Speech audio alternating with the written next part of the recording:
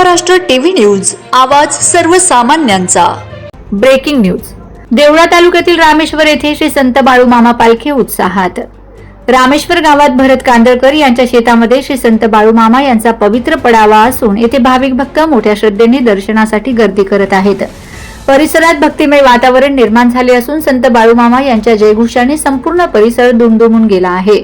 या पवित्र स्थळी भक्तगण नवस फेडण्यासाठी, दर्शन घेण्यासाठी तसेच आशीर्वाद मिळविण्यासाठी मोठ्या संख्येने उपस्थित राहत आहेत। पालखी सोहळ्यामुळे गावात आनंदाचे व उत्साहाचे वातावरण निर्माण झाले आहे।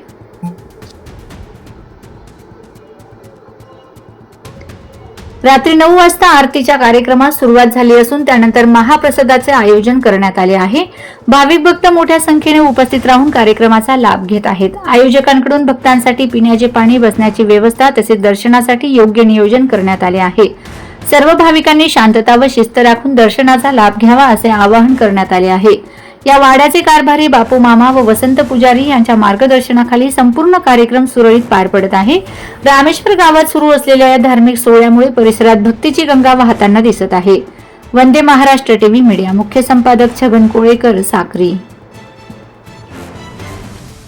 वंदे महाराष्ट्र टीव्ही न्यूज, आवाज सर्वसामान्यांचा। अशाच नवनवीन बातम्या पाहण्यासाठी आमच्या चॅनलला सबस्क्राइब करा, बेल आयकॉनला क्लिक करा।